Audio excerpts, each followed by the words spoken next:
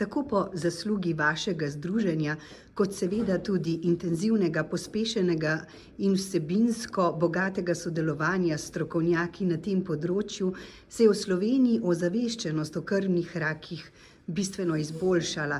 Veliko vemo o tem, zgodnejše je tudi odkrivanje teh bolezni, verjamem pa, da še vedno ostajajo resni izzivi, na katere bo treba čim prej najti odgovore. In kateri so ti izzivi po vaši oceni? Kateri so najbolj ključni? Kljub temu, da je ozaveščenost res boljša po zaslugi organizacij bolnikov, ki ves čas ozaveščamo o boleznih, o simptomih, da je zagotovo zaradi tega tudi kar nekaj prej odkritih bolezni, pa je to še vedno problem. Še vedno določeni pacienti prihajajo diagnoze prepozno, kar seveda pomeni bolj agresivno zdravljenje in slabša preživetja. Izzivov imamo polno, eno je še vedno ozaveščanje tako širše javnosti kot bolnikov samih.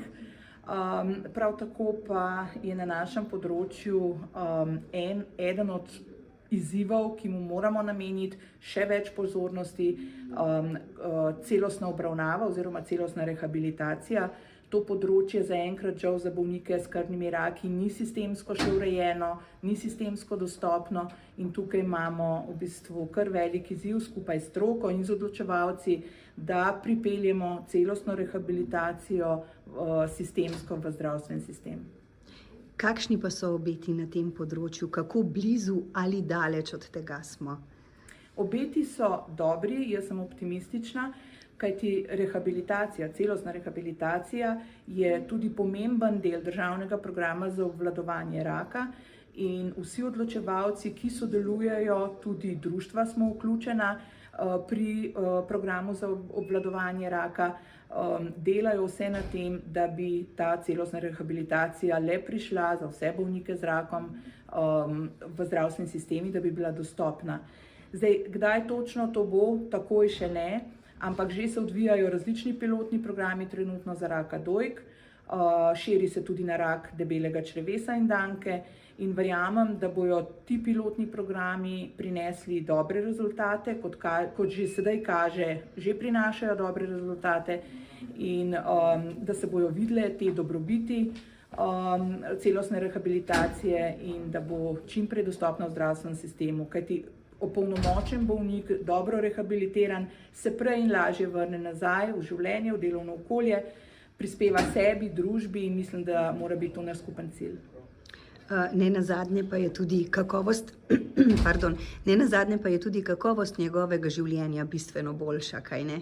Tako, rehabilitacija ne samo, da pomaga hitreje se vrniti nazaj v življenje, pomembno prispeva tudi kakovosti življenja bolnikov v času zdravljenja in pa seveda tudi v času okrevanja.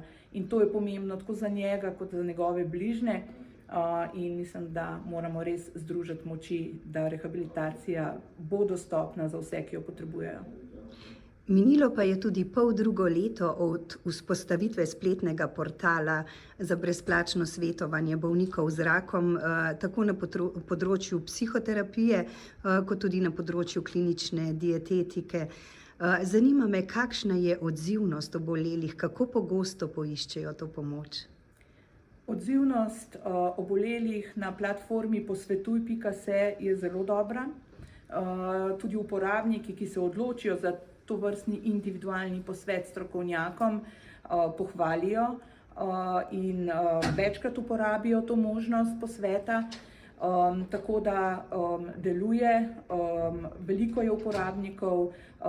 V letošnjem letu smo tudi razširili strokovno pomoč, poleg klinične dietetičarke in pa kliničnih psihologin, sedaj z nami sodeluje tudi onkologinja, ki tudi pomaga bolnikom razumeti njihovo stanje, razumeti izvide, ki jih dobijo, razumeti tudi diagnoze, kar nam res veliko pomaga, predvsem bolnikom.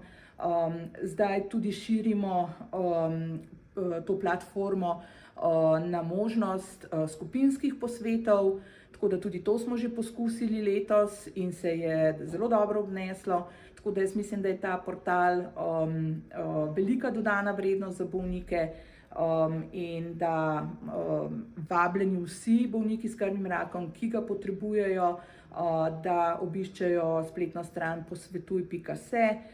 Tam je zelo enostaven način registracije in potem tudi zelo enostaven način uporabe, kajti posvet poteka individualno preko Zooma, se poveže uporabnik z strokovnjakom in imata na voljo 45 minut, tudi več, da se o vseh težavah in odprtih vprašanjih lahko pogovorita.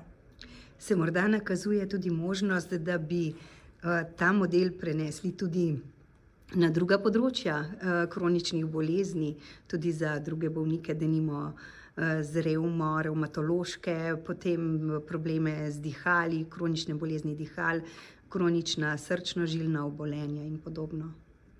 Moram povedati, da se na nas obračajo kar številna društva bolnikov, čisto iz drugih področij, ne le onkoloških področij, ki nas sprašujejo za naše izkušnje z spletno platformo posvetuj.se.